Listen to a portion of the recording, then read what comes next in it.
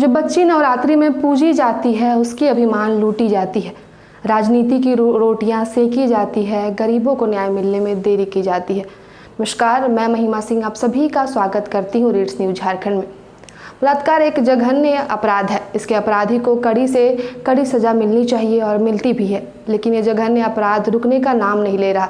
आखिर क्या कारण है? इस समस्या के बारे में सबको सोचना पड़ेगा। हर किसी की इच्छा होती है कि इस प्रकार के अपराध कभी सुनाई ना दे। जिन बच्चियों को नवरात्रि में पूजा जाता है उनके साथ ऐसा जघन्य अपराध पूरे समाज को शर्मसार कर देती है। न्याय के नाम पर राजनीति होने लगती है। लोग अपने जाति और धर्म के अपराधी को बचाने लगते हैं। ऐसे अपराधियों का कोई जाति और धर्म नहीं होता। ऐसे लोग दया के तो बिल्कुल ही पात्र नहीं होते। बलात्कार की पीड़िता किसी गरीब परिवार से है और अपराधी किसी बड़े परिवार से है या किसी नेता का पुत्र है तो न्याय की उम्मीद भी रखना मूर्खता ही है। अगर न्याय भी मिलता है तो एक बड़े संघर्ष के बाद। ऐसे आरोपों के लिए फास्ट ट्रैक कोर्ट होना चाहिए ताकि जल्द से जल्द पीड़िता को न्याय मिल सके। परिवार के बड़े बुजुर्ग जो कुछ करते हैं वही बच्चा सीखता है, इसलिए परिवार के सभी पुरुष सदस्य द्वारा परिवार के हर महिला सदस्य का सम्मान होना चाहिए और लड़कों की गलतियों पर माँ बाप को ध्यान रखना चाहिए, क्योंकि वे अपने लड़के के भावनाओं को अच्छी तरह समझते हैं। स्कूलों में लड़कों को लड़कियों का सम्मान करने के लिए प्रोत्साहित करना चाहिए।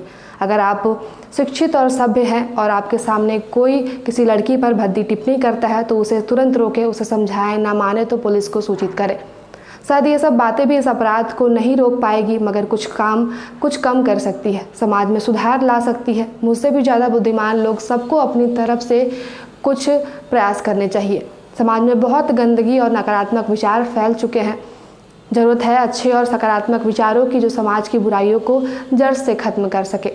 अंकिता की हत्या शर्मनाक है। झारखंड की और देश की बेटियां कितनी सुरक्षित हैं, पुलिस की भूमिका की भी जांच हो रही है। देखें पूरी वीडियो।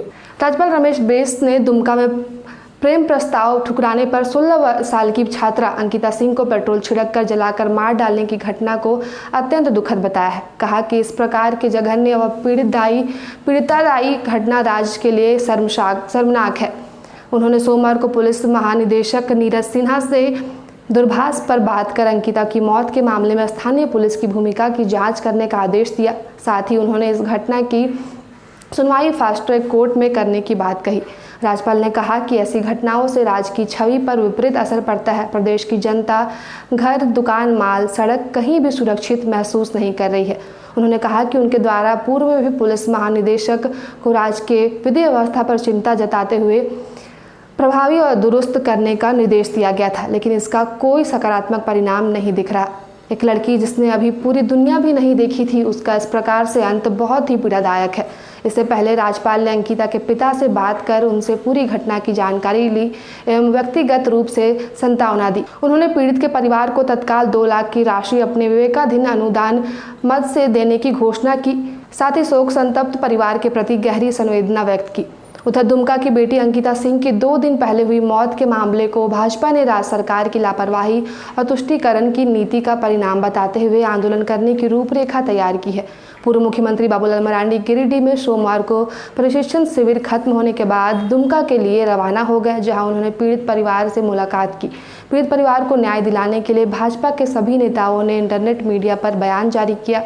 भाजपा इस पूरे मामले को राज्य सरकार की तुष्टीकरण की नीति का परिणाम बता रही है। अंकिता को पेट्रोल डालकर जलाने वाला आरोपी शाहरुख और उसे बचाने वाले डीएसपी नूर मुस्तफा पर पार्टी कार्रवाई की मांग कर रही है। बता दें कि बाबूलाल मरांडी ने मई महीने में दुमका में हुए एक मामले का जिक्र किया है, जिसमें आदिवासी समुदाय के शोषण के आरोप में जुल्फिकार नाम का एक आदमी जेल गया। मरांडी ने आरोप लगाया है कि नूर मुस्तफा ने उस मामले में 90 दिनों में चार्जशीट दाखिल नहीं की।